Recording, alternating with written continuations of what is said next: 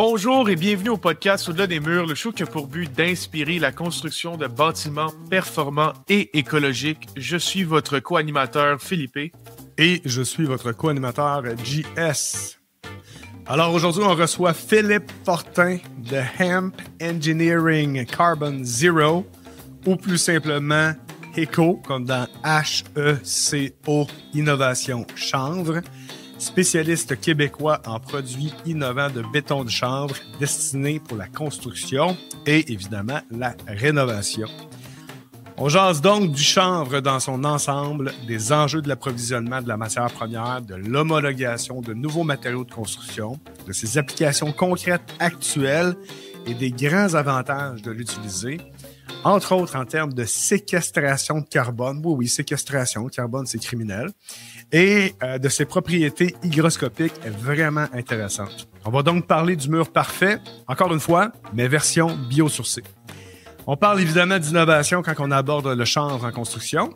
Éco-innovation est né entre autres d'un sujet de recherche de maîtrise en ingénierie, en génie de la construction.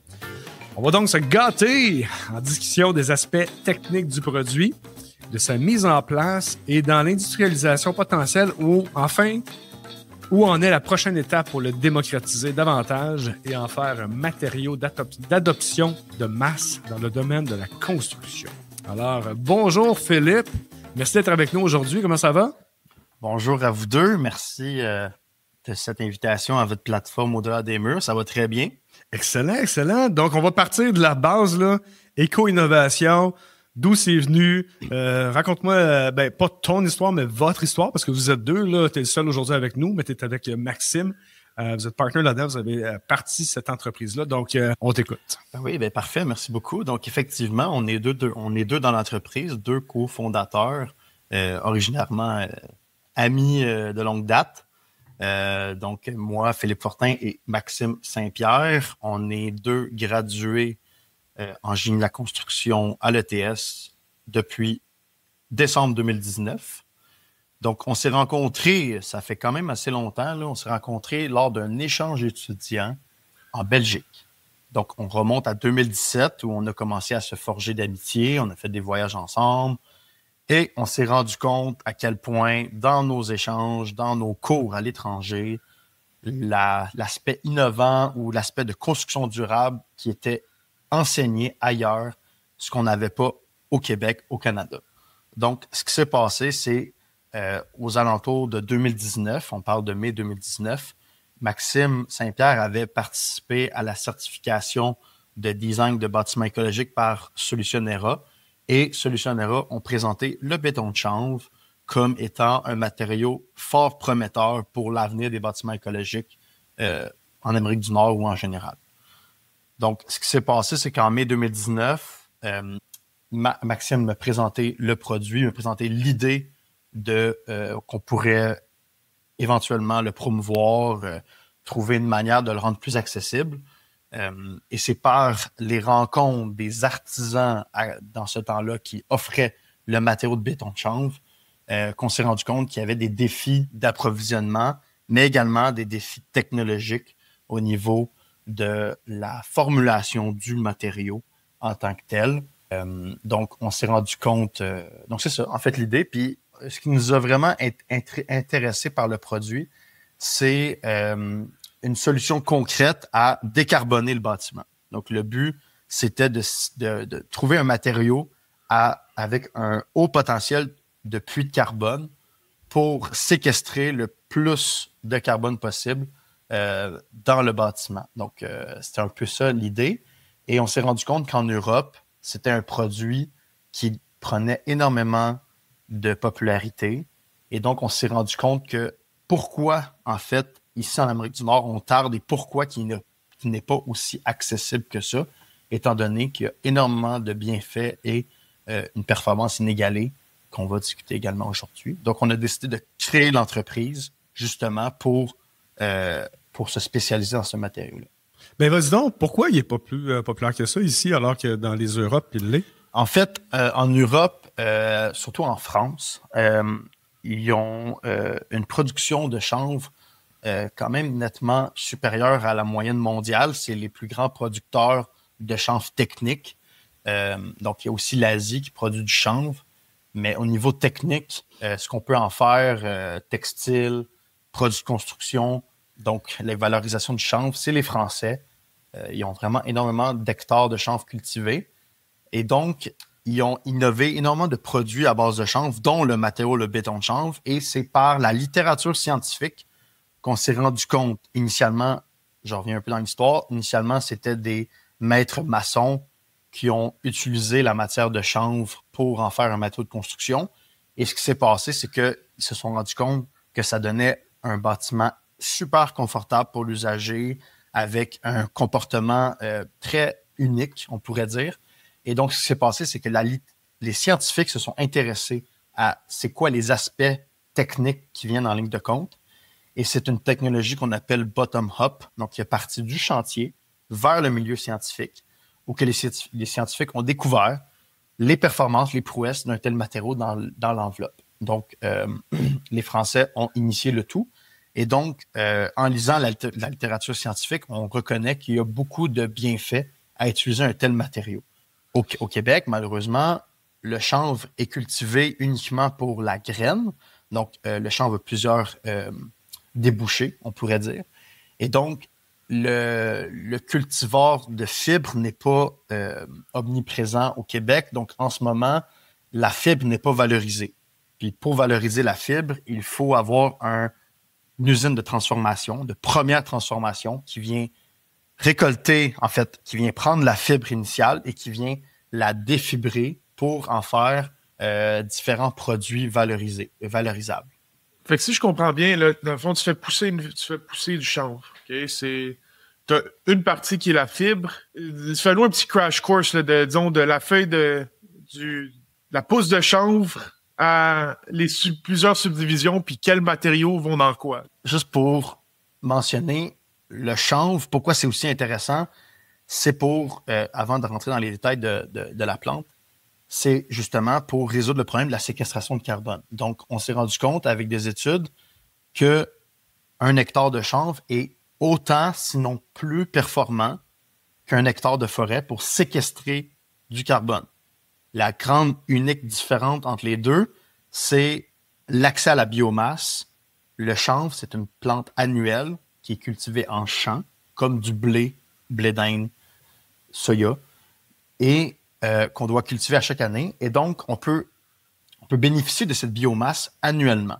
Malheureusement, l'arboriculture, on doit attendre 30 ans pour bénéficier de la biomasse. Donc, ça donne une solution concrète et rapide à une industrie qui est également en croissance constante pour accéder à de la biomasse et séquestrer du carbone très rapidement, surtout que si on sait qu'on n'a pas vraiment 30 à 50 ans devant nous pour agir. Et donc, ça donne une solution concrète qui est complémentaire à l'arboriculture. Et donc, les deux doivent évoluer main dans la main pour rendre les bâtiments plus décarbonés. Donc, maintenant, pour revenir un peu au chanvre, comment on fait pour valoriser cette plante, pour utiliser le carbone séquestré dans les matériaux de construction? Ce qui est intéressant dans la plante, c'est la tige elle-même. Donc, une fois, il y a plusieurs méthodes de culture et plusieurs méthodes de récolte.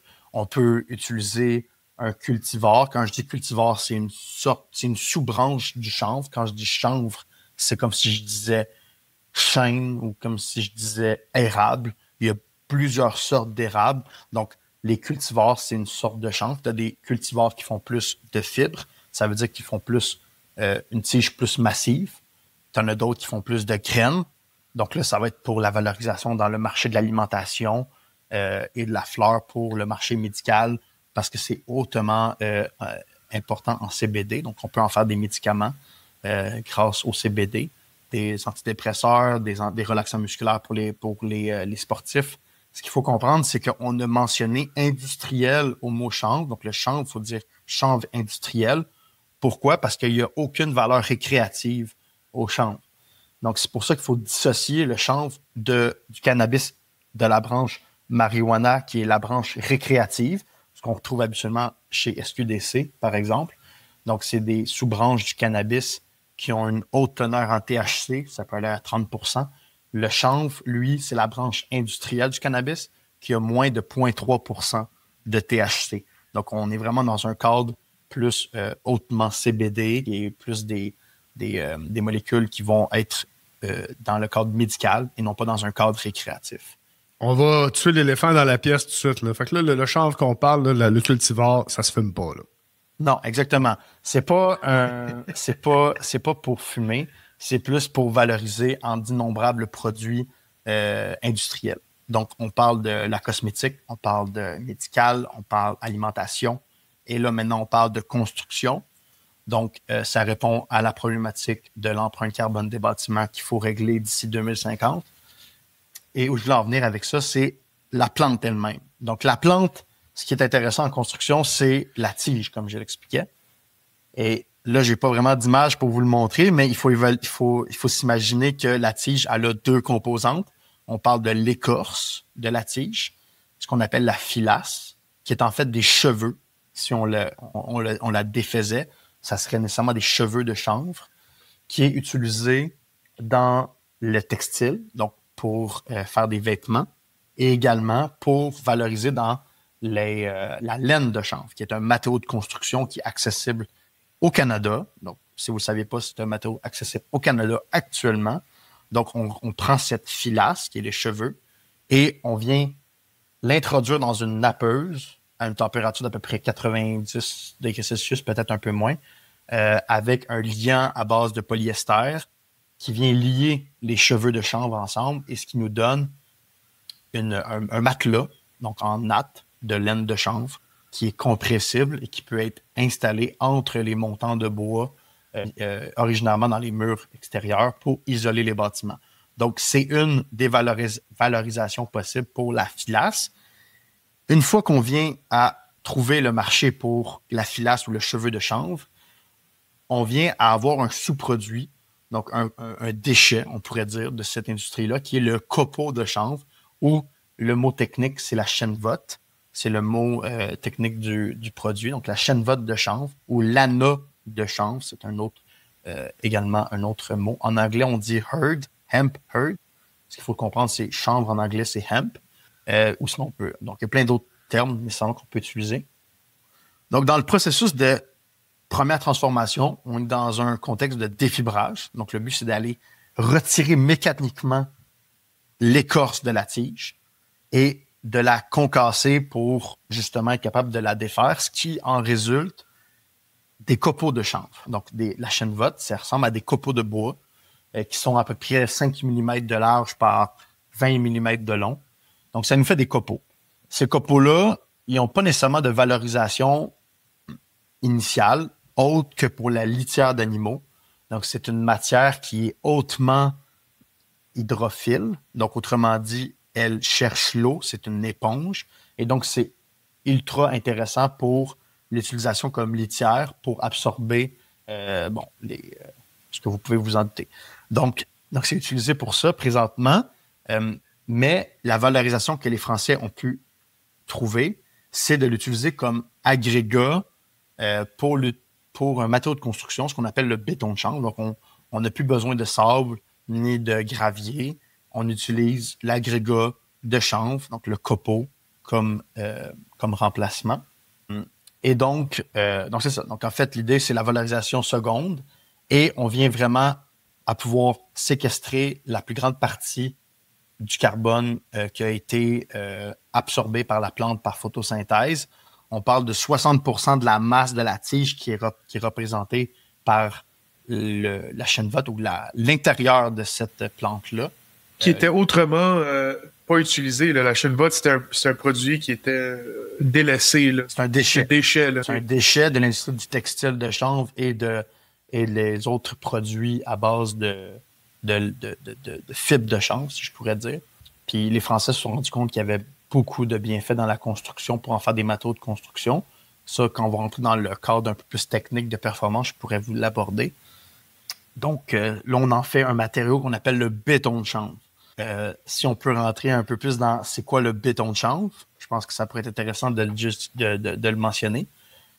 Les gens vont principalement penser que quand on dit le mot béton, on parle nécessairement de ciment. Donc, le ciment Portland qu'on est habitué de voir partout, qui nous entoure de façon omniprésente. Donc, pour être un peu plus concis puis un peu plus clair sur le mot. Le mot béton ne veut pas dire qu'il y a du ciment dans le matériau.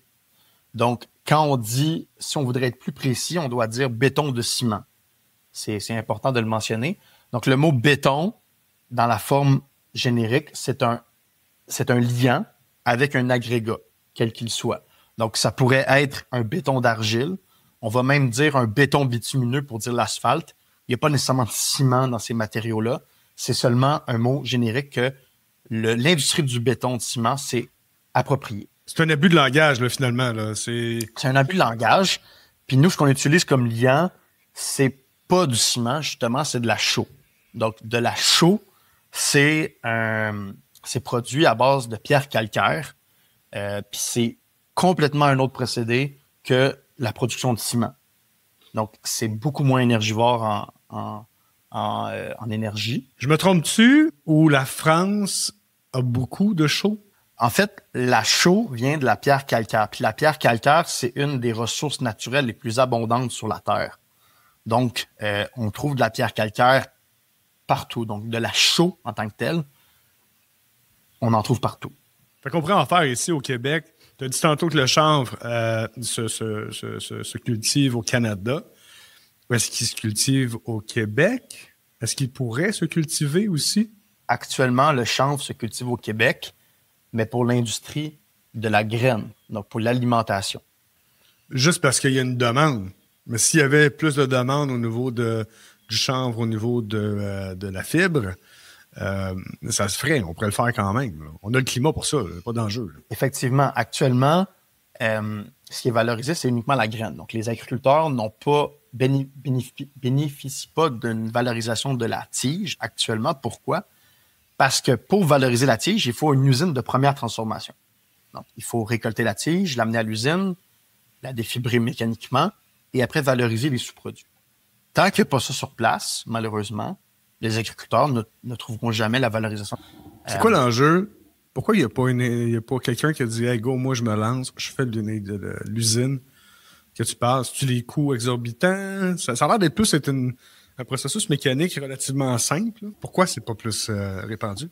L'idée, le chanvre, historiquement, c'est une des plantes les plus tenaces qui existent dans le monde des plantes, nécessairement, avec la jute. Dans le règne végétal. Dans le règne végétal, on pourrait dire. C'est ça les mots que tu cherchais.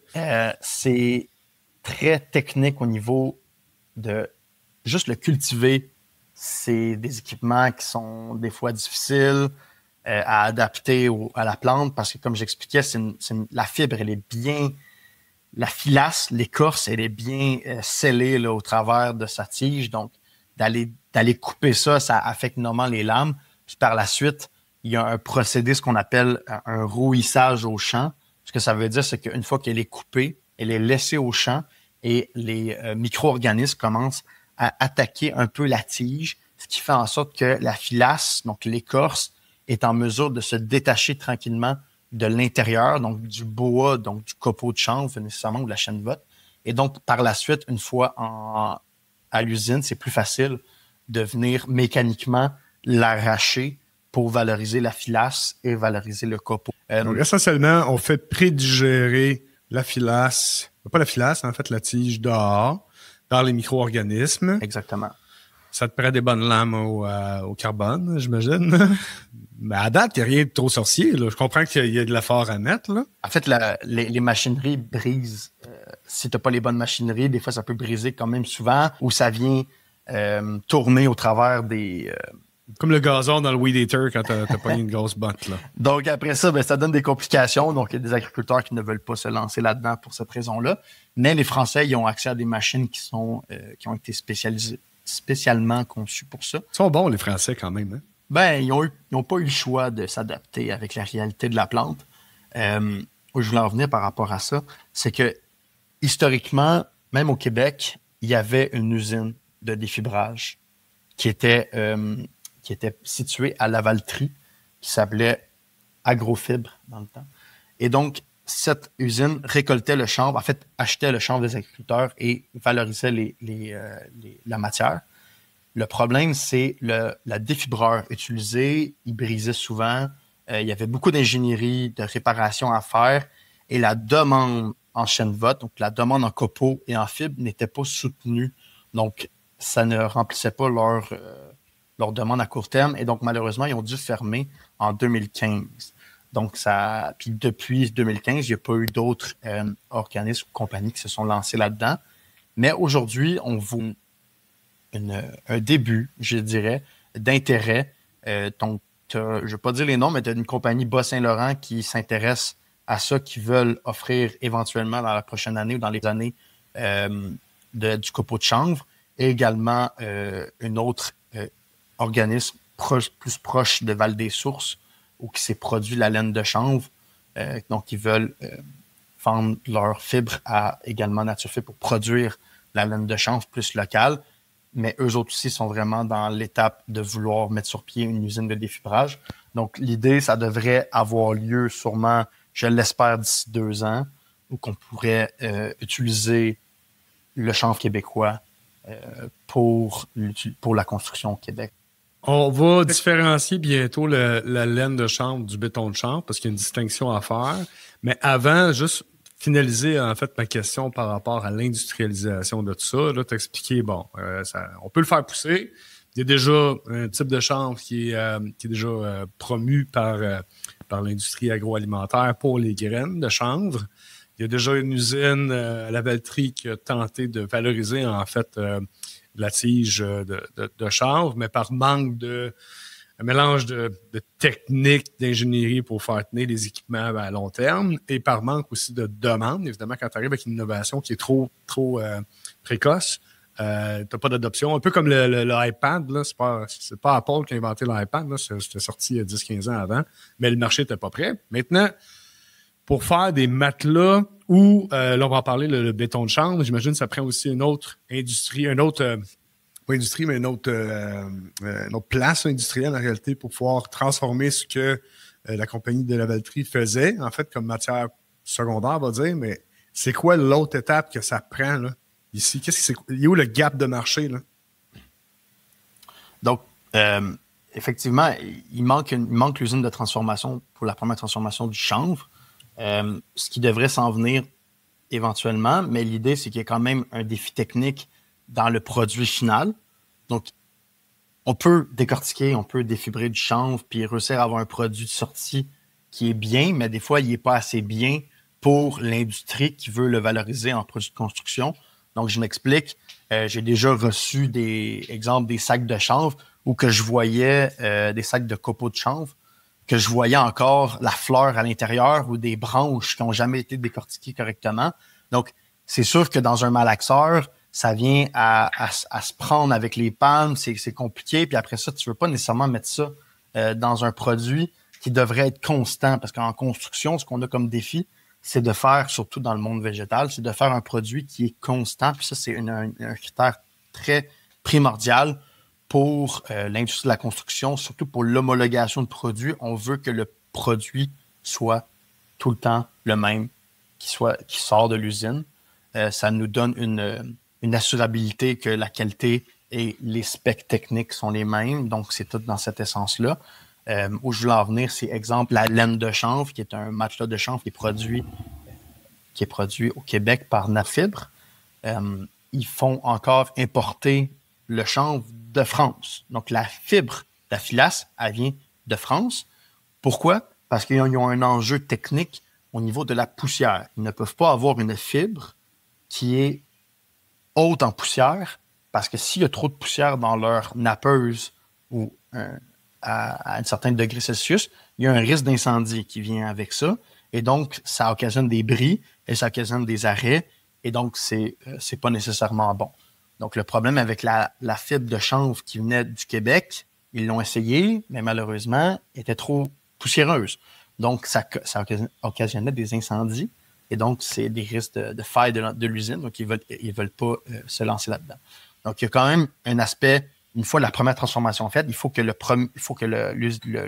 compagnie de transformation réussisse à donner une qualité intéressante au niveau de la poussière pour les prochaines industries. comme tu le disais en prépod, là, ce que vous essayez de faire vraiment, là, c'est de le rendre en produit d'ingénierie. Tu sais, de le changer de l'artisanat, puis à rendre quelque chose qui est, comme tu dis, constant, qui est testable, qui est prévisible.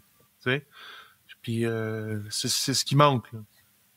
Pour justement finir avec la laine de chanvre avant d'embarquer dans le béton de chanvre, je voulais juste mentionner que la laine de chanvre ont eu officiellement leur homologation, ce qu'on appelle le CCMC, qui est le Conseil canadien des matériaux de construction, qui est la plus haute instance gouvernementale pour faire approuver un matériau de construction au Canada. Donc, c'était un long processus d'environ 5 années pour y arriver, pour avoir l'homologation officielle. Et donc, Naturefib a eu leur homologation officielle en février 2024. Et donc, aujourd'hui, il a été testé sous plein de natures différentes pour la sécurité, pour la moisissure, pour tous les éléments nécessaires par le code pour pouvoir le mettre de façon sécuritaire à l'intérieur des bâtiments. Donc, je voulais juste faire un aparté pour ça. C'est un matériau officiellement homologué aujourd'hui. Et donc, ça ouvre la porte à proposer d'autres produits, dont le béton de chanvre, dans le code. Parce qu'initialement, le Code national du bâtiment n'avait pas le lexique chanvre dans leur répertoire. Et donc, ils ont dû l'intégrer, puis au niveau bureaucratique, ça a créé des délais. Donc, là, aujourd'hui, ils ont le mot chanvre.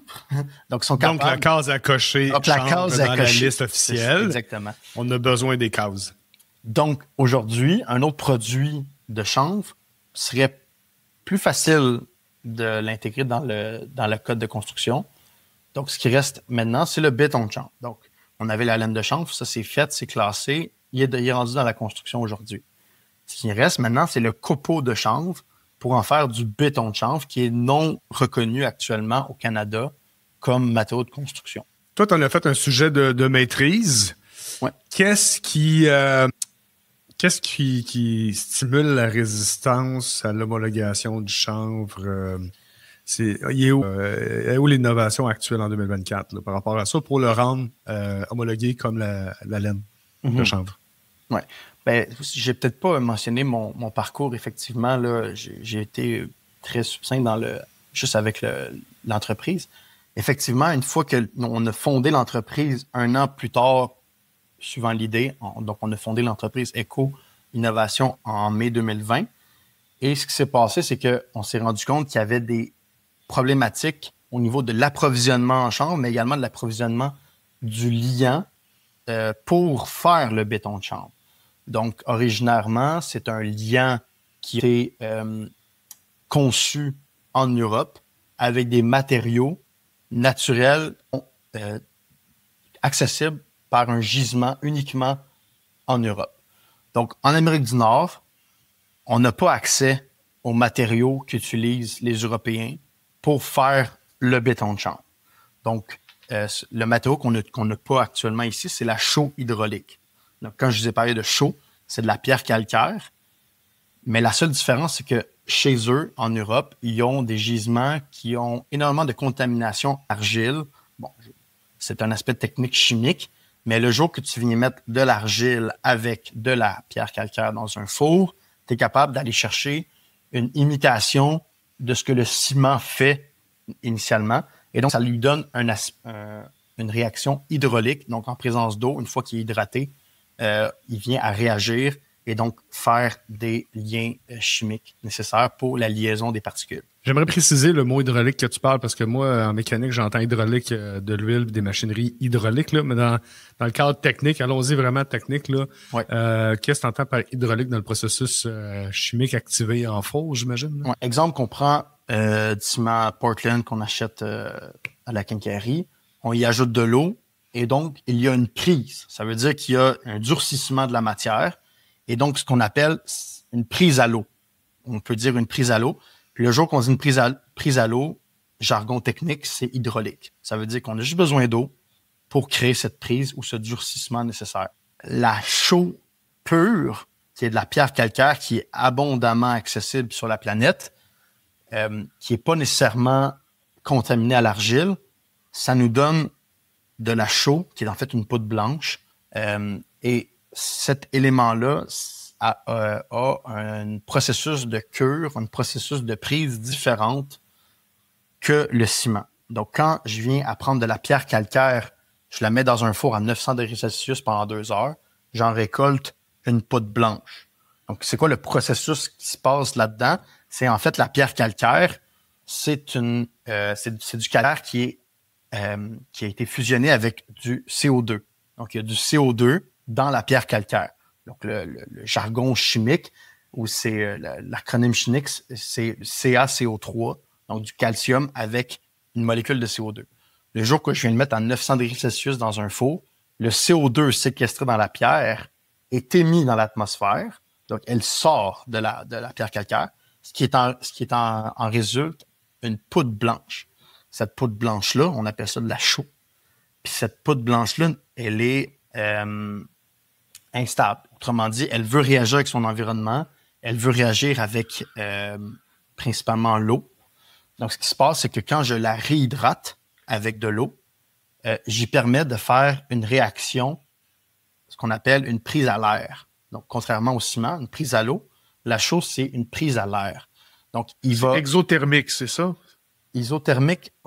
Exothermique, ça veut dire. Oui, c'est très exothermique. Parce qu'en fait, le jour que j'y ingère de l'énergie, enlever le CO2 de la pierre, elle a accumulé une énorme quantité, un haut potentiel énergétique. Et donc, le jour que j'y mets de l'eau, elle va créer une réaction qui va dégager énormément de chaleur, qu'on appelle exothermique. Et le processus, c'est elle va s'hydrater. Donc, elle va vraiment se dissoudre dans l'eau. Et ce qui va se passer, c'est qu'au moment où que l'eau va s'évaporer, il va se créer un échange d'ions. Donc, il va se créer un échange, une molécule d'eau pour une molécule de CO2. Et donc, le CO2 qui était initialement dans la pierre calcaire, originairement, va être capté par le calcium et refusionné, ou par la chaux, ce que je voulais dire, et refusionné en pierre calcaire. Donc, on appelle ça le cycle du calcaire. C'est un cycle naturel. Et donc, on vient à utiliser la chaux comme liant, nécessairement, pour l'utiliser sous forme hydratée, donc comme une colle, si tu veux. Puis, le jour qu'elle va perdre son eau, ben, le CO2 va être capté. Et donc, il va y avoir une fusion, une séquestration du carbone également par ce niveau-là. Donc, il y a le bilan du carbone par rapport à la production de la chaux que tu parles locale qui est non contaminée par l'argile comme en France. Le bilan total, il est neutre, dans le sens qu'effectivement, tu vas dégager du CO2 quand tu vas activer ou en fait, tu vas injecter l'énergie pour que la chaux se stabilise chimiquement avec un potentiel énergétique plus élevé. Du moment que tu y mets de l'eau, la réaction, évidemment, est exothermique. Donc, l'énergie que tu as mis, donc la chaleur, pour la stabiliser à un plus haut niveau d'énergie chimique, se redégage et ce faisant, dans la réaction, tu vas aller capter le carbone que tu avais initialement pris. Donc, on ne génère pas du CO2 avec la chaux. En bout de ligne, c'est comme une batterie, en fait, temporaire, en fait, d'énergie pour justement aller le chercher. Donc, il n'y a pas de dégagement de CO2. Pour revenir avec la séquestration du carbone, c'est pas avec la chaux, c'est vraiment avec le fait que tu fais pousser le chanvre, en réalité, qui, lui, va absorber de CO2. Donc là, le bilan global d'utilisation de la chaux avec le chanvre devient négatif à ce moment-là. L'argile, tu parles du mot contaminé, mais de la façon dont tu l'expliquais, j'avais l'impression que c'était comme positif. C'est positif ou pas, la contamination de l'argile dans le calcaire? Dans ce contexte-là, ça serait positif. OK. Donc, eux autres, quand je dis eux autres, les Européens ont accès à des gisements naturels qui est contaminé à l'argile. Donc, ça veut dire qu'il y a une quantité d'argile à l'intérieur du gisement de pierre calcaire. Et donc, ça leur bénéficie d'une chaux qui a une double prise. Donc, la chaux va avoir une prise à l'air, comme une chaux standard, et va avoir une prise à l'eau. Et donc, dans cette nature-là, ils sont capables de faire des combinaisons de formulation typiques européens ou qui combinent de la chaux standard hydratée, parce qu'elle a des propriétés physiques distinctes, à de la chaux hydraulique qui ont de façon accès importante pour faire ce qu'on appelle le béton de chanvre européen. Malheureusement, on n'a pas accès à cette chaux hydraulique-là, sinon il faut l'importer. Puis si on l'importe, ça coûte cher, donc on n'est plus viable, on est loin d'être viable dans un marché aussi compétitif comme la construction. Donc le but de la maîtrise ou le but de la recherche, c'était de la littérature scientifique et également de faire des tests avec les minéraux accessibles en Amérique du Nord qui pourraient imiter ce que les Européens font avec de la chaux hydraulique.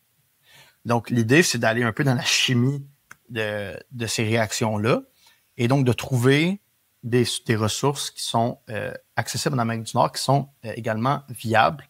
Et c'est ce qu'on a réussi à découvrir au fil de la recherche, c'est de trouver des combinaisons avec des matériaux réactifs qui vont faire ces liens chimiques-là, qui est nécessaire pour créer une bonne cohésion du matériel. Parce que ce qu'il faut comprendre, c'est que quand on fait un matériau de béton de chanvre, donc, en français, les Français, des fois, ils veulent se dissocier du mot béton, qui des fois nous censurent en disant chaux chanvre. Donc, on fait un matériau chaux chanvre, non pas du béton de chanvre, disent.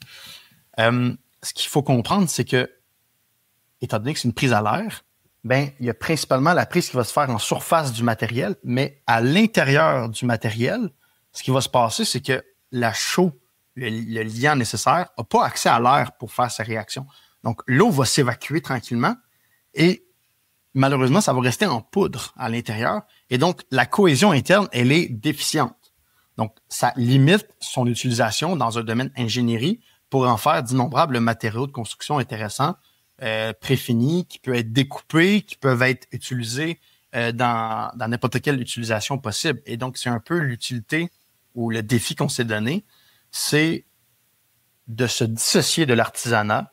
Donc, de pas seulement faire le béton de chanvre comme pour, les autoconstructeurs, mais également de trouver une solution pour des manufacturiers ou d'autres compagnies qui veulent offrir des matériaux de construction à base de chanvre, quels qu'ils soient. On parle de blocs de maçonnerie, on parle de panneaux de finition intérieure remplaçant le placo-plâtre ou des panneaux acoustiques. On est capable d'aller jusqu'à des épaisseurs de 30 mm, donc un pouce et quart. C'est quand même assez impressionnant dans un tel produit. Et également, on a d'autres projets d'innovation comme, on pourrait en parler plus longuement, mais on commence à s'intéresser à l'impression 3D en béton de chanvre, donc pour donner une solution intéressante au futur de l'industrie qui s'intéresse à réduire la main-d'œuvre impliquée dans la construction. Donc, l'impression 3D, c'est un nouveau domaine qui est émergent. Donc, nous, on peut, avec une formulation, faire de l'impression 3D avec du béton de chanvre, sans ciment, ce qui donne vraiment une idée innovante ou une idée de l'intérêt de ce qu'on peut en faire avec un tel produit. Tout ça grâce à la phase de R&D qu'on a terminée en 2022, qui était justement le liant. Donc, le liant, les minéraux réactifs, jouer sur améliorer les propriétés de mélange physique. Et donc, ce qui nous donne un matériau qui est de qualité. Et donc, les gens peuvent se fier à notre produit pour en faire d'innombrables produits de construction à base de béton de chanvre. Es-tu capable de faire une fondation avec d'armature dedans? Malheureusement, quand je dis le béton de chanvre, ça ne veut pas dire que c'est un matériau qui est structurel. C'est un matériau isolant à forte masse thermique. C'est comme ça que je le mentionne. Donc, c'est un matériau massif qui isole. Donc, malheureusement, il peut résister environ à 2 MPa de compression. C'est pas assez pour l'utiliser comme fondation.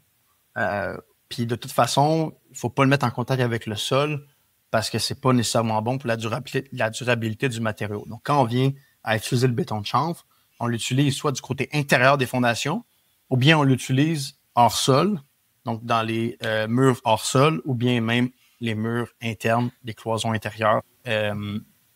Donc, c'est un peu cette utilisation-là. Est-ce que c'est possible éventuellement un jour de faire du béton de chanvre structurel? Je ne dirais pas que c'est impossible. Tout est possible, il faut juste mettre la recherche en ligne de cause. Je dirais que c'est possible, mais pas avec un haut taux de particules de chanvre. Donc, il faudrait se limiter à un peu moins de chanvre dans le matériau, ça veut dire un peu moins isolant, mais qui aurait des propriétés structurelles. Donc là, on pourrait peut-être aller chercher un 10 MPa, quelque chose d'intéressant. Est-ce que ça remplacerait un jour le béton de ciment? À mon sens, non. Mais ça pourrait être complémentaire à d'autres innovations structurelles bas carbone, faire une isolation de bâtiment ou bien des petites charges autoportantes, mais je ne pense pas que ça va remplacer un jour le béton de ciment. Tu as effleuré le concept là, de masse thermique Je crois que c'est un concept très, très important. Essentiellement, pourquoi qu'on devrait mettre du béton de chanvre dans un bâtiment de haute performance? Puis c'est quoi votre coupe de mur parfait? C'est quoi ton idéal? Merci beaucoup de cette question, Philippe. Donc, pourquoi le béton de chanvre dans la construction? C'est une très bonne question. Aujourd'hui, puis même je pourrais revenir dans, mettons, on revient 60 ans, c'est pas plus. En 1950 et avant, comment ils construisaient les bâtiments? Ils construisaient les bâtiments avec des murs massifs, de briques, de pierres, des bonnes... C'est des bâtiments qui ont une masse imposante. Cette masse imposante, ce qu'on appelle une masse thermique. Donc, c'est des matériaux qui ont une capacité d'emmagasiner la chaleur et de la restituer dans l'environnement. Donc, pourquoi c'est intéressant? C'est pour une meilleure gestion de l'énergie. L'énergie qu'on utilise pour chauffer l'air pourrait également chauffer nos murs. Puis le jour qu'on chauffe les murs, on emmagasine de l'énergie, puis à la tombée de la nuit, quand il fait plus frais, cette énergie, elle est restituée dans l'environnement parce que justement, il y a un équilibre qui va se faire entre le mur et son environnement. Donc, on n'a pas à chauffer, exemple, de façon importante la nuit quand il fait encore plus froid que le jour. Pourquoi? Parce que cette énergie qui a été emmagasinée sous forme de batterie thermique, je pourrais dire, va être restituée dans l'environnement comme une batterie associée à un panneau solaire.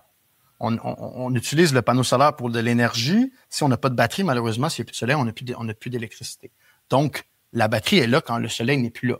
Donc, la batterie thermique ou la masse thermique est là quand l'énergie du soleil ou de la température n'est pas la même. Donc, elle va restituer cette énergie consommée, emmagasinée, désolé, dans son environnement. Et donc, cette gestion d'énergie est plus efficace. Et donc, ça résume à des économies d'énergie sur le long terme, en utilisant moins d'énergie au moment qui est le plus important. Pourquoi? Parce que le mur compense. Donc, aujourd'hui, comment on construit depuis 1970, c'est des cloisons légères. Donc, des montants de bois 2x6, exemple, au 16 pouces ou 2x4. Donc, on vient à perdre cette masse thermique qu'initialement les anciens bâtisseurs avaient, mais ils ne savaient pas qu'il y avait. Et donc, on vient à isoler avec, parce qu'on veut chercher un facteur R très intéressant. On vient à isoler avec des matériaux qui ont peu de masse, qui sont très légers, comme de la laine minérale qui pèse 25 kg m3 ou 30 kg m3. Donc, ces matériaux-là n'ont pas de capacité énorme d'emmagasiner cette énergie-là. Et donc, il faut tout le temps chauffer l'air, puis l'air, elle se refroidit vite. Donc, on est tout le temps en constante réchauffement ou climatisation de l'air. Donc, le béton de chanvre ou un matériau plus massif qui aurait des propriétés isolantes ferait le meilleur des deux mondes. Donc, moi, ce que je dis souvent, c'est le béton de chanvre, c'est le juste milieu entre le polyuréthane et le béton de ciment. Donc, si vous voulez avoir la valeur R la plus importante, vous allez chercher du polyuréthane, exemple. Si vous voulez avoir la masse thermique, une des plus importantes, puis il y en existe peut-être d'autres, souvent d'autres, mais le béton de ciment, ça reste une bonne masse thermique quand même. Mais malheureusement, une isolation de béton de ciment, ça marche pas parce que... Donc, le béton de chanvre ou le chaud chanvre, c'est exactement l'entre-deux. Donc, on est capable d'avoir un facteur isolant qui est intéressant et une masse thermique intéressante. Donc, il vient à pouvoir complémenter et donc, on peut remplacer l'essence même de tout matériau qui aurait cette masse thermique-là, mais peu d'isolation, avec un matériau isolant, juste en épaississant le matériau de béton de chanvre pour aller chercher la valeur R réglementaire, mais également bénéficier de cet emmagasinage possible de chaleur par le matériau. Il existe d'autres matériaux intéressants aussi pour faire la masse thermique et également un facteur isolant qui est, somme toute, très intéressant. C'est les panneaux de fibre de bois. Donc, la fibre de bois, c'est vraiment un matériau très intéressant. Pourquoi? Parce que il y a des propriétés intrinsèques. Quand je dis intrinsèque, c'est ce qui est des propriétés qui lui est propre, qui il permet d'avoir une plus grande captation d'énergie. Donc, moi, ce que j'appelle le métabolisme du matériau ou la chaleur spécifique, c'est une donnée intrinsèque technique d'un matériau qui lui permet, exemple, d'emmagasiner une quantité de chaleur par kilogramme de matériau. Et donc, la fibre de bois, elle a cette propriété-là d'emmagasiner quand même beaucoup d'énergie, comme le béton de chanvre. Le chanvre également a cette propriété-là parce que ça ressemble un peu à du bois aussi. Là. C'est comme un copeau de bois. Et donc, pour revenir au mur parfait, moi, j'irais avec une combinaison d'un béton de chanvre du côté intérieur et d'un panneau de fibre de bois haute densité du côté extérieur. Donc, il existe quelques variantes quand on parle de panneaux de fibre de bois. Tu as des panneaux de fibre de bois, ce qu'on appelle wet process, qui est en fait un mélange de colle à base de... je ne me rappelle plus la colle qu'ils utilisent, mais c'est une colle biosourcée là, qui vient lier les particules ensemble. Puis sinon, tu as le dry process qui est avec une colle à base de polyuréthane qui permet d'avoir des propriétés quand même plus importantes. Habituellement, je peux vous donner un exemple, Steico en Europe, c'est ça qu'ils produisent. Puis éventuellement, je pense qu'il va y avoir une usine en Amérique du Nord qui va pouvoir produire également un tel produit. Je pense à Timber HP là, qui commence à produire de tels produits de fibre de bois. Quand c'est sec, c'est plus hygroscopique. C'est ça que c'est dans le sens que genre l'eau va perler là, dessus, c'est ça? C'est plus perméable à la vapeur. OK. C'est plus isolant. Donc, il y a un meilleur facteur aéropousse. Puis, il y a également tout l'aspect de masse thermique, donc cette chaleur spécifique intrinsèque du matériau. Donc, il y a quand même une belle combinaison de tous les aspects qu'on recherche. Malheureusement, il n'est pas résistant au feu. Donc, il faut absolument le recouvrir.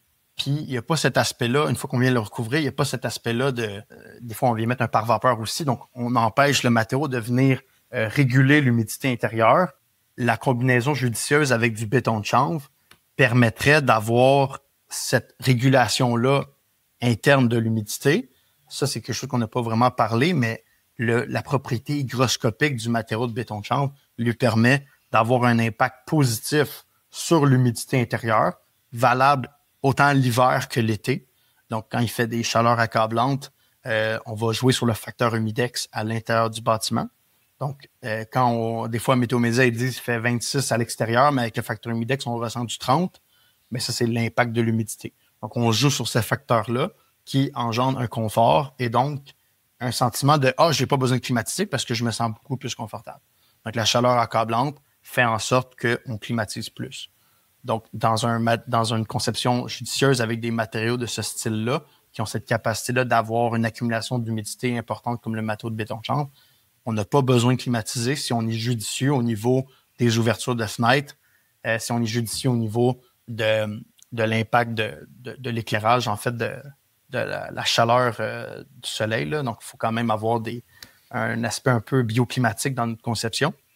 Mais c'est une enveloppe qui permet justement de réduire ces fluctuations de température interne et des fluctuations d'humidité, des facteurs humidex importants.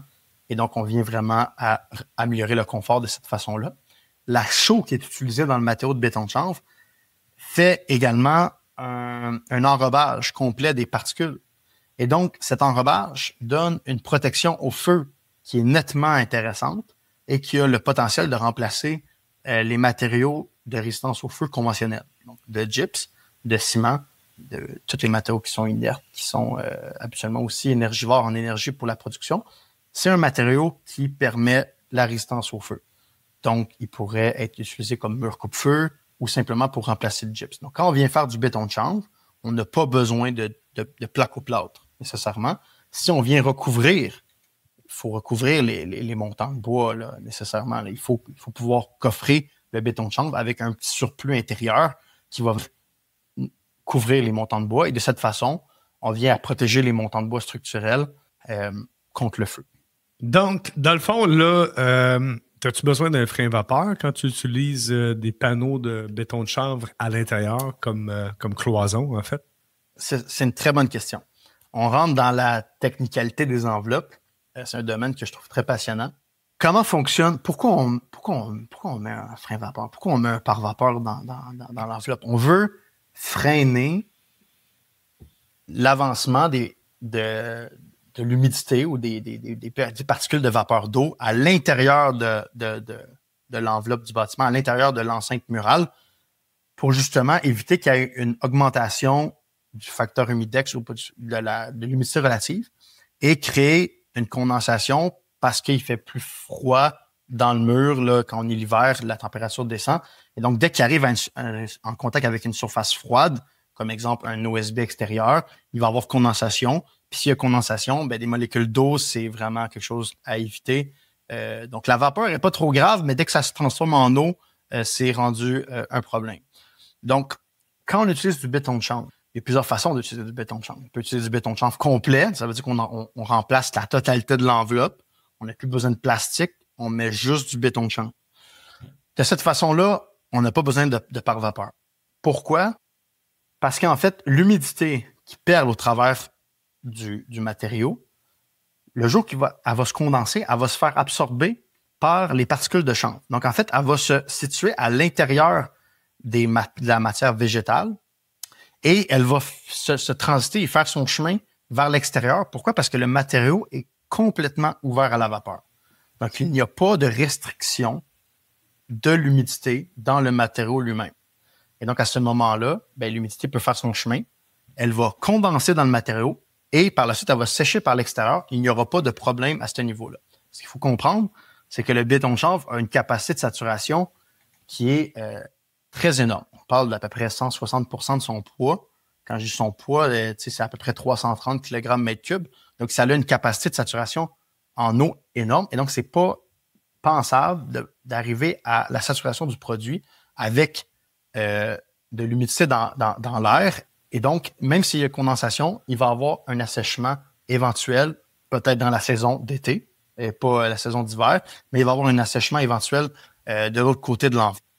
Le jour que je viens y mettre une combinaison de matériaux pour faire une enveloppe hybride, des fois je parle des enveloppes hybrides, comme exemple les panneaux de fibre de bois extérieurs avec un béton de chanvre intérieur, le jour qu'ils sont collés l'un sur l'autre, donc qui sont unis, là, il n'y a pas d'espace nécessairement d'air qui les sépare. Ça, il n'y a pas de problème non plus. Pourquoi? Parce que le panneau de fibre de bois, c'est un matériau également qui est perméable à la vapeur. Donc, il va y avoir une continuité de cette migration d'eau à l'intérieur du produit. Puis, si, exemple, il y a condensation à l'interface, ça va être absorbé par le béton de chanvre. Donc, il n'y aura pas ce problème d'égouttement d'eau qui va se faire. Pourquoi? Parce que dès qu'il y a condensation, c'est absorbé, puis on n'est pas capable d'aller chercher la saturation du matériau. Le jour que je veux faire des enveloppes un peu spéciales, que je mets un panneau de fibre de bois extérieur, puis que je mets un isolant de laine, exemple de la laine de chanvre, avec un béton de chanvre intérieur, ben là, j'ai plusieurs coupures dans la perméabilité des matériaux au travers de mon enveloppe. Puis à ce moment-là, ce qui se passe, c'est que tu as une restriction, somme toute, petite par le béton de chanvre. Après, tu as une restriction encore plus petite par la laine de chanvre, qui est très perméable à la vapeur, ou la laine de roche, par exemple. Puis par la suite, tu arrives à une restriction un peu plus élevée, qui est le panneau de fibre de bois. Malgré qu'il est perméable à la vapeur, le fait qu'il y ait une restriction plus élevée que la laine, ça fait en sorte qu'il y a un risque de condensation. Puis ce que j'aime ça, faire l'analogie, exemple, que tu as un stadium, mettons le stade olympique qui est rempli de monde, puis là, c'est urgence, tout le monde doit sortir. Pensez que si le corridor de sortie se rétrécit, vous allez, à un moment donné, il va y avoir quelqu'un qui va trébucher. Là. Il va y avoir des gens qui trébuchent. Et donc, le fait que ça trébuche, ben, c'est l'analogie de la condensation. Si vous avez des corridors qui s'élargissent, ben, ça va tout bien aller. Les gens vont partir dans toutes les directions, puis il n'y aura pas de problème. Donc, si je passe d'un matériau qui a un corridor, exemple, étroit de cette façon-là, avec la laine de chanvre ou la laine de roche qui est encore plus large, donc il n'y a pas de problème à ce niveau-là, l'humidité va pouvoir sortir. Dès que je rétrécis, je mets un panneau de fibre de bois qui est peu perméable, il y a un rétrécissement. Et donc là, il y a une condensation possible. Cette condensation-là va s'égoutter en eau. Puis, si c'est pas bien géré ou c'est pas asséché correctement dans les temps, il y a un risque de durabilité à long terme. Donc, dans cette nature-là, je mettrais un frein vapeur pour limiter, justement, cette migration-là d'humidité. Donc, ça, on fait la coupe, là, on part dedans. puis on s'en va jusqu'à dehors. Ouais. Puis tu nous fais la recette. Donc, ta recette idéale, c'est quoi? Ça serait le béton de chanvre, nécessairement, qui viendrait entre les montants d'ossature avec une devanture pour remplacer le gyps de placo-pâte. Oui. De cette façon-là, on amène la résistance au feu. Et de l'extérieur, on vient trouver une façon judicieuse de faire le contrevêtement de la structure, donc avec des contrevêtements métalliques ou bien en bois intégré à l'intérieur de la structure de montant. Ou bien on peut utiliser un panneau structural en fibre de bois comme l'Eco4, qui est un panneau qui est accessible au Québec, qui fait office de contrevêtement, qui est également perméable à la vapeur. Mais dans le monde idéal, moi, j'aimerais ça utiliser plus un panneau de fibre de bois style Styco, dry process, qui est beaucoup plus perméable à la vapeur, mais qui est malheureusement non structural. Donc, on doit le conjoindre avec un autre contrevêtement.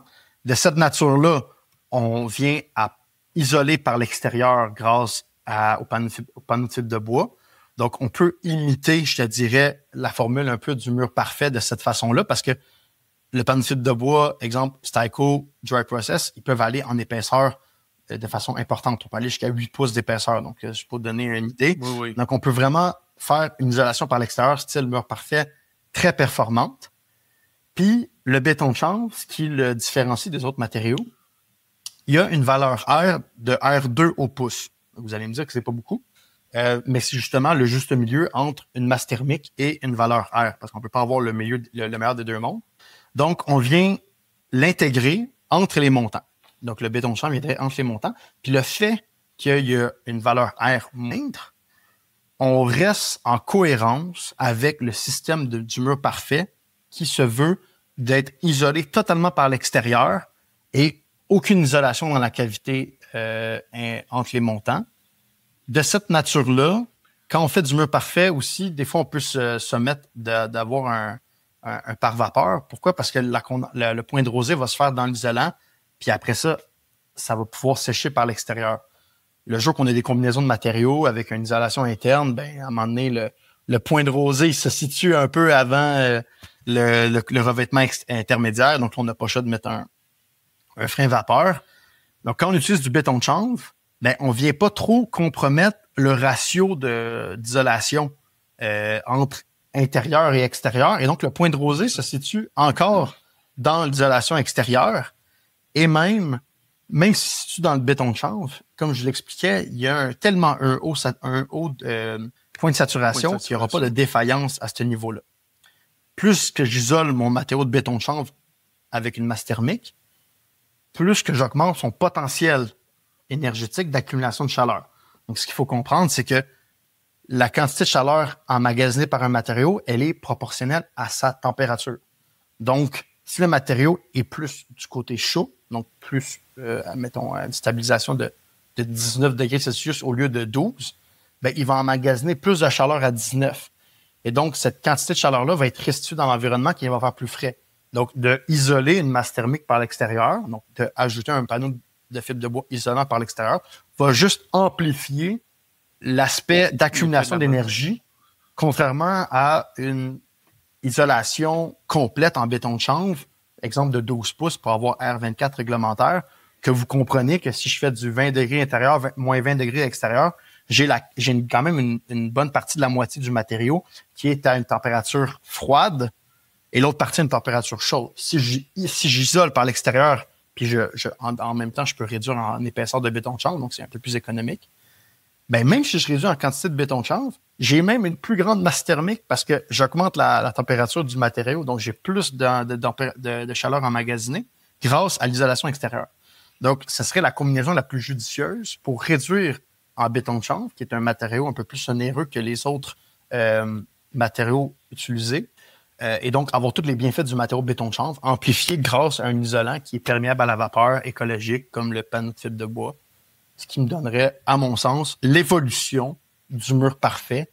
Et donc, l'idée de ne pas remplir la cavité murale, elle est bonne, mais si on la remplit d'un matériau de masse thermique avec une valeur R un peu moindre, on reste en cohérence, puis on vient à évoluer le mur parfait. Donc, ça serait la prochaine étape à mon sens, une fois que le mur parfait va être un peu plus courant dans la manière de construire au Québec. Une affaire que tu n'as pas mentionnée, là, c'est aussi le fait qu'il est coulé, ben, c'est quand même étanche à l'air. Ça fait ta barrière d'étanchéité à l'air. C'est un point qu'on n'a pas vraiment mentionné, mais il n'y a pas d'air qui passe à travers ça. C'est un mur de béton. Quand on fait du béton de chanvre, tout dépend de la manière qui est mis en place.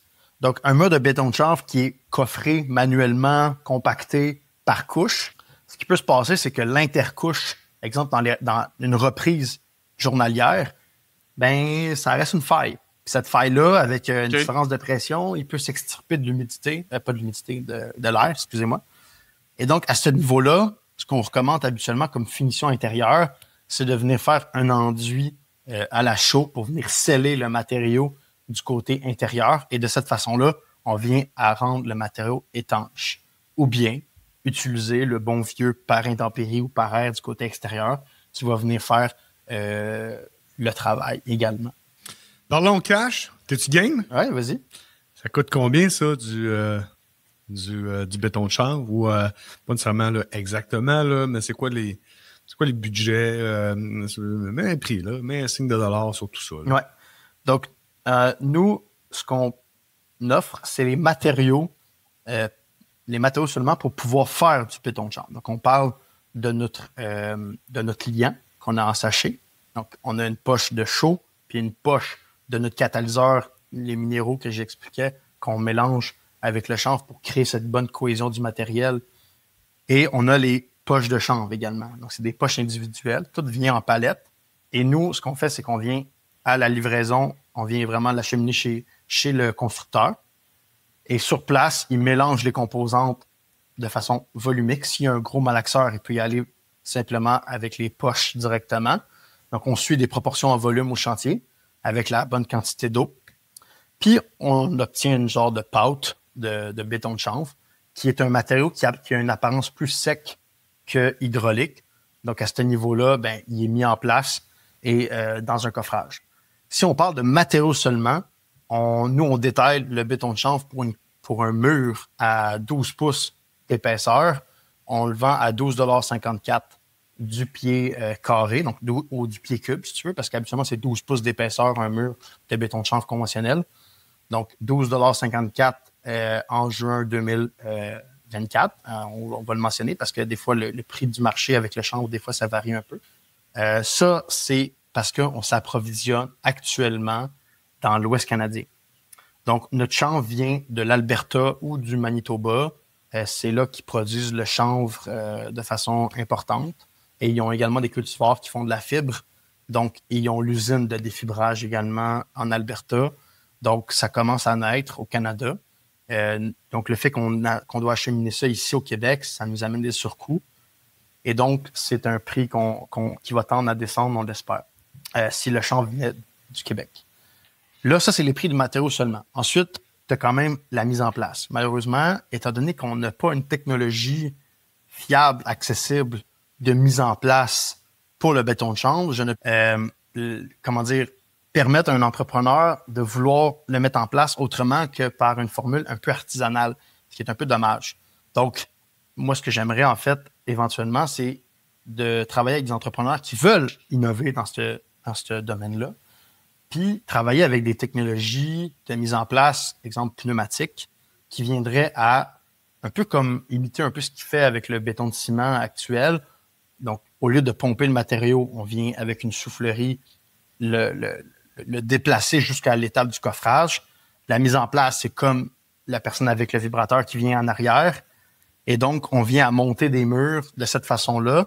Donc, il faut trouver des techniques de mise en place plus technologiques qui vont rendre plus intéressant pour les entrepreneurs pour la mise en place. Donc, actuellement, c'est plus des autoconstructeurs qui vont trouver des gens qui vont les aider à faire leur construction, qui vont venir coffrer leur ossature de bois, habituellement des 2x6 au 24 pouces.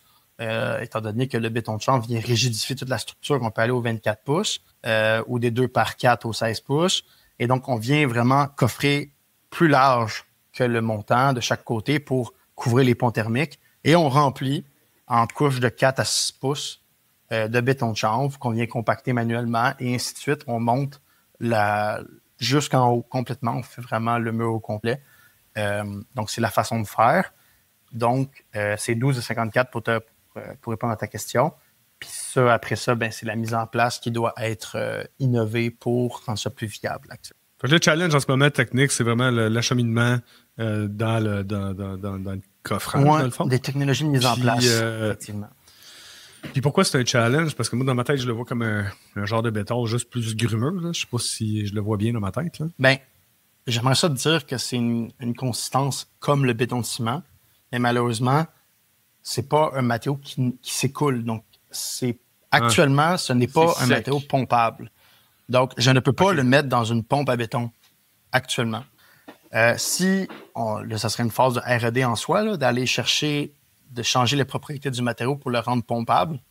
C'est pas infaisable, mais ça demande une phase de R&D. Donc, actuellement, ce qui est accessible, c'est de trouver une technologie adaptée qui pourrait être compatible pour l'acheminement pneumatique. Donc, quand je dis pneumatique, c'est à l'air, pulsé, qui pourrait acheminer le matériel.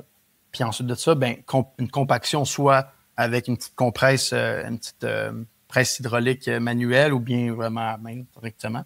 Puis après ça, on monte les coffrages. Ça peut être des coffrages amovibles qui sont verticales également. Donc, ça serait comme si un entrepreneur voudrait s'y mettre, ça serait de faire des essais où c'est un peu de la R&D. Il va peut-être trouver des crédits RSCDE par rapport à ça. Nous, on peut l'aider là-dedans, on peut le supporter. Améliorer la mise en place. Puis une fois que la mise en place est là, ben c'est sûr que le matériau devient plus accessible. Parce que, exemple, je vous donne un exemple. L'été passé, on a acheminé du matériel pour une construction dans les Laurentides d'une maison de 2500 pieds carrés de 2 étages, donc 2500 pieds cubes environ. Et donc, c'était une équipe de 5 personnes, puis ça leur a pris 7 semaines pour remplir au complet. Ouais, environ 5 à 7 semaines, il faudrait que je reconfirme. C'est environ 400 pieds cubes par semaine à une équipe d'à peu près 3-4 personnes. OK, il faut être motivé. Donc, il faut quand même être motivé. C'est des super belles propriétés, mais OK, non, je comprends les challenges là-dessus. Mais Colin, au 21e siècle, on devrait être capable de faire ça. Ben oui, on est capable, mais il faut mettre la R&D là-dedans. Nous, on a des idées. On n'a pas l'intention d'avoir notre RBQ. C'est pas dans notre intention chez nous. Nous, on est vraiment des générateurs d'innovation. On veut collaborer avec des manufacturiers, des entrepreneurs qui veulent trouver des façons ingénieuses de mettre ça en place. On peut les aider là-dedans. On a des réseaux.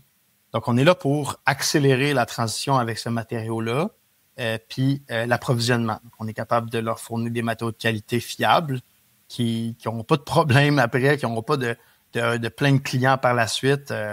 On est vraiment confiant que notre produit de qualité. Puis après ça, on essaie de le rendre le plus accessible possible en réduisant les coûts, en achetant en volume, des choses comme ça. Puis éventuellement, si le chanvre devient québécois, ça va encore plus réduire. Donc, tout est faisable. Il faut juste s'y mettre. Puis si on a la volonté, c'est faisable. Donc, petite question, rénovation, construction, y a-t-il une meilleure utilité? Genre, en fait, moi, je suis vraiment en rénovation. J'aimerais voir comment je peux utiliser le béton de chanvre dans le contexte d'un bâtiment. Tous les bâtiments existants, il faudrait voir le bâtiment, il est âgé de quelle date. Mais exemple, les bâtiments de 1960-ish et moins, c'est souvent des bâtiments qui sont faits en pièce sur pièce, des murs massifs en briques, en pierre, des fondations, des vieilles fondations qu'on ne sait pas comment rénover ça. C'est vraiment complexe avec les matériaux qui sont conventionnels, qui sont accessibles. Des fois, le polyuréthane n'est pas une solution. Pourquoi? Parce que c'est pas garanti que le bâtiment va être durable dans le temps parce que tu y changes son comportement. Lui, ça fait plus de 100 ans qu'il peut respirer de bord en bord, que l'humidité n'est jamais entrapée. Dès que tu mets un matériau qui vient enfreindre l'humidité dans un sens ou dans l'autre, tu ne peux pas anticiper le comportement d'un tel bâtiment. Souvent, on n'a même pas un visuel sur la qualité de l'étanchéité à l'eau de ces bâtiments-là. Donc, le jour que tu viens mettre un isolant qui est peu perméable du côté intérieur et qu'il y a une infiltration d'eau qui est non visuelle, il peut s'engendrer une détérioration précoce d'un tel bâtiment et même impacter la santé là, au niveau de la qualité d'air avec la moisissure, etc. Donc, je ne veux pas rentrer dans les détails. Le matériau de béton de chanvre, c'est des matériaux qui sont perméables à la vapeur. Donc, c'est un matériau qui est compatible avec le patrimoine. Les Français l'ont découvert, puis c'est de quoi qui est longtemps mis en place dans le patrimoine européen. Même à Lyon, ils recommandent de mettre du béton de chanvre et d'éviter le polyuréthane pour la préservation du patrimoine. Donc, tous les vieux bâtiments, c'est un des matériaux les plus compatibles pour eux. Pourquoi? Parce que on peut venir sceller le bâtiment du côté intérieur grâce au matériau de béton de chanvre avec un enduit de finition du côté intérieur du béton de chanvre. On peut utiliser un enduit chaud chanvre également parce que ça, c'est un matériau qui est très versatile. Donc, on peut, selon la teneur en liant dans le matériau, il devient un matériau qui se truelle plus qu'il se coffre. Mm-hmm. Donc là, il y a un écoulement un peu plus hydraulique comme un béton de ciment. Mais étant donné que ça se truelle, bien, ça peut s'appliquer sur toute surface qui est poreuse ou rugueuse. La chaux va venir adhérer à la surface et va avoir une liaison mécanique qui va se faire. Genre brique, genre pierre et moellon. Genre brique, genre pierre, genre même du carré de bois, disons? Bois rugueux. Ouais, du carré de bois rugueux. Okay. Pas du bois de sillage. Le bois de sillage, ça va avoir de la misère à coller. Okay. Mais du bois rugueux, faut vraiment que ça soit très rugueux avec des interstices que tu peux combler. Oui. Il va y avoir une liaison qui va se faire et poreux. Puis de cette façon-là, on va venir sceller le bâtiment. Puis des fois, on va venir corriger ce que j'appelle l'effet de paroi froide. Donc, quand on a un vieux mur de pierre, de briques, surtout, exemple, des fondations de moellons, des choses comme ça, on ne sait pas comment les isoler. Mais quand tu arrives à l'intérieur de ces pièces-là, tu as un effet radiatif de tes parois environnantes qui vont t'émettre un sentiment de froid. Et donc, en utilisant un matériau de correcteur thermique comme un enduit chaud chanvre, ça va venir sceller à l'air l'enveloppe. Ça va pas enfreindre l'humidité, donc il n'y aura jamais de problème d'humidité de l'autre côté. Mais ce qui va arriver, c'est que ça va changer les propriétés de surface. Donc, le matériau de béton de chanvre, c'est un mélange de chanvre et de chaux. Et ça a une propriété intrinsèque qui lui donne un effet de paroi chaude et non pas un effet de paroi froide. Donc, les murs vont te couper de ce sentiment-là. Et seulement ça peut être suffisant pour être confortable dans une pièce. Parce qu'on vient jouer sur l'humidité, puis après, on vient jouer sur l'effet de cette paroi-là qui te radie du froid. Et donc, juste avec un enduit d'à peu près un demi-pouce d'épaisseur, truellé, donc n'importe quel métier de truelle, ou même un particulier, un client qui serait également manuel, serait capable de l'installer. Soit on est capable de fournir des chaudières prêts à l'emploi, déjà mélangées. Donc, ça fait des chantiers qui sont sans poussière, acheminés directement au chantier et appliqués directement sur le matériau. Donc ça, nous, on détaille ça à peu près à c'est 2,40 du pied carré pour un demi-pouce d'épaisseur. C'est quand même très accessible pour les gens qui veulent améliorer leur enveloppe ou améliorer du côté intérieur de leur bâtiment. Ou sinon, on peut aussi isoler avec des matériaux plus conventionnels comme la laine de chanvre, mais là, il faut rentrer un peu dans l'aspect technique de faire attention à faire une étanchéité avec une membrane d'étanchéité comme un pare-air. Après ça, faire un faux mur. Bon, il y a des techniques à respecter. Après, on met un frein vapeur. On n'a pas le choix. Étant donné qu'on a une coupure dans la perméabilité, comme je vous l'expliquais, on n'a pas le choix de mettre un frein vapeur. Puis par la suite, on peut venir mettre un gyps du côté intérieur, tout dépendamment. On peut faire un après sur le gyps puis mettre un enduit de finition de chaud chanvre directement sur le gyps ou sur un panneau de fibre de bois haute densité. C'est compatible. Puis de cette nature-là, on vient améliorer l'aspect acoustique. Ce que je n'avais pas mentionné, c'est que l'aspect acoustique, elle est très intéressante avec un tel matériau. Sur toutes les fréquences de 250 Hz jusqu'à 1000 Hz, on est 10 fois plus performant qu'un gyps pour amortir les sons dans une pièce. Donc, dès qu'on a des problèmes un peu cacophoniques dans une pièce, souvent chez vous, puis d'humidité, vous invitez votre gang à manger, on est 20, on parle fort, il y a de l'humidité dans la pièce. Même l'hiver, on n'a pas le choix d'ouvrir les fenêtres, ça n'a pas d'allure. Puis après, ça peut donner des mal de tête parce que c'est très cacophonique. Le gyps rebondit énormément les sons. Donc, à ce moment-là, un des 4 murs qui est recouvert par du chaud chanvre va venir couper la réverbération et va venir également, plus on en met, mieux c'est, là, mais absorber le facteur humidex, donc la surplus d'humidité. Pour donner un exemple, dans une pièce standard, une chambre revêtue avec du chaud chanvre, on est capable de réguler 40% de l'humidité générée dans la pièce, qui donne un confort réel pour l'usager et acoustique. Donc, Les bruits ne sont pas en écho, donc c'est super confortable pour ça. Donc, ça reste quand même versatile comme produit. J'entends plein de super belles applications du produit que tu nous présentes en ce moment. J'imagine que vous avez un site web où les gens peuvent aller, entre autres, voir vos projets sur lesquels vous avez travaillé, vous avez fourni du matériel. Parce que vous produisez, en fait. Là. Ben, en fait, on a initialement produit du béton de chanvre, effectivement. On a fait plein de tests d'application au niveau la projection en béton de chanvre, des matériaux finis comme des panneaux de revêtement intérieur. On a fait 500 exemplaires de panneaux de gyps en béton de chanvre, sans gyps, c'est juste pour donner une idée. Des blocs, on a fait quelques blocs. On est même dans l'impression 3D actuelle, dans la dernière innovation. Nous, on a initialement produit le béton de chanvre, mais là, on veut vraiment travailler avec d'autres pour des manufacturiers pour leur permettre de bénéficier de notre innovation pour en faire d'innombrables produits, quels qu'ils soient. Donc, nous, on fournit la matière première, notre formulation, notre liant et le chanvre, et on peut fournir également des chaudières prémix pour faire l'enduit. Donc, peut-être qu'exemple, nos fournisseurs éventuellement qui vont faire des produits, on va pouvoir réussir à vendre aussi de leurs produits. Tout ça est encore en développement de notre côté. On a vraiment plein de projets de développement de R&D. S'il y a un manufacturier qui est intéressé à faire des murs préfab en béton de chanvre, c'est ce qui est fait en Europe. C'est également faisable. Donc, on est vraiment là en train de vouloir collaborer avec tout cet écosystème-là qui naît tranquille. Quel est votre site Internet pour nos auditeurs qui voudraient aller voir ça? Donc, nous, c'est www.eco-innovation avec 2N.com. Avoir accès là, à vous approvisionner pour faire du béton de chanvre. Puis, pour nos réalisations, vous pouvez aller sur nos pages Instagram et Facebook. On a publié énormément de contenu marketing pour montrer des fois juste des astuces ou des faits de performance intéressantes comme des analyses thermographiques qu'on a faites sur des enveloppes de béton de chanvre qui montraient des bonnes performances nettement intéressantes, hautement plus grandes que les normes actuelles qui sont nécessaires. On est quand même, présent sur les réseaux sociaux.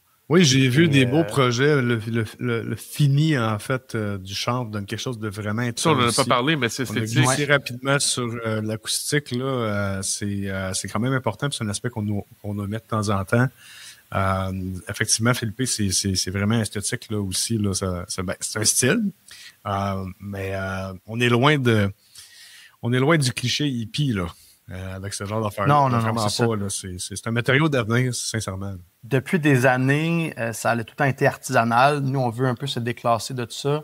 On vient de l'industrie de l'ingénierie. Notre background, c'est l'ingénierie. Donc, on veut vraiment rendre le matériau sous forme ingénierie. Donc, éventuellement, je sais qu'il va y avoir plein de produits qui vont pouvoir se produire avec ce matériau, dont aux États-Unis, ils commencent déjà à s'intéresser à un tel produit. Donc, il y a des manufacturiers qui vont commencer à s'installer. Donc, tout est en constante évolution et les choses avancent très vite. Il y a des associations qui se créent.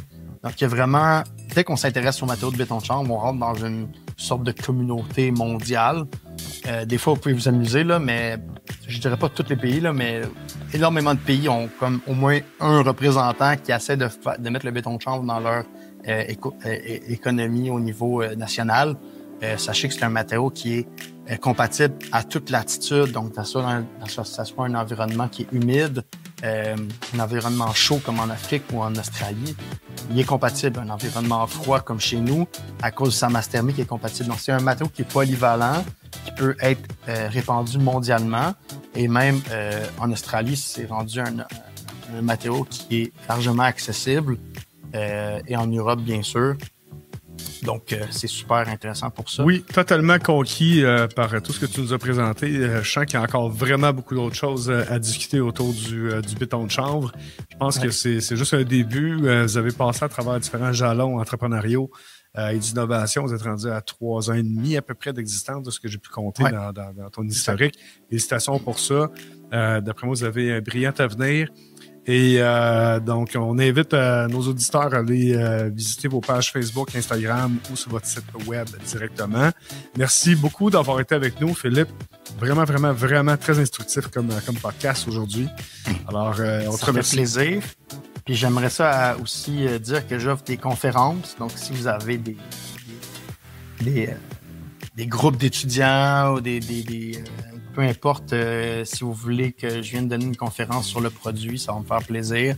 Ou la versatilité de ce qui est faisable avec un tel matériau, ou bien les aspects techniques de la performance dans un tel bâtiment. On veut changer un peu le paradigme de uniquement concevoir avec une valeur R, mais bien concevoir avec d'autres paramètres techniques qui sont un peu délaissés pour aller chercher une performance. On peut avoir une très bonne performance d'enveloppe avec un R24 grâce à des matériaux qui ont des aspects différents que ce qu'on est habitué. Excellent. On n'y manque vraiment pas. Merci Philippe. Merci Philippe. Ça fait plaisir. Merci beaucoup. Salut. Au revoir. Merci d'avoir été des nôtres pour cet autre podcast d'Au-delà des murs. Et surtout, merci à notre invité pour avoir partagé ce beau moment avec nous. Rendez-vous sur notre site web addm.ca pour plus d'informations sur l'invité du jour. Réécoutez tous les podcasts sur Spotify, iTunes ou même YouTube et abonnez-vous pour ne rien manquer. Commentez les podcasts, faites-nous part de vos suggestions et échangez directement avec nous sur LinkedIn, Facebook et Instagram ou envoyez-nous tout simplement un courriel à info@addm.ca. Pour tous vos besoins de rénovation de bâtiments ultra performants Net Zero Ready, contactez Philippe et son équipe via Retrofit, RETROFIT construction.ca. Pour des matériaux de construction les plus performants et en stock pour vos projets de bâtiments durables, contactez GoPassif au www.gopassif.com et faites-vous livrer partout au Québec. Merci encore une fois et à la prochaine!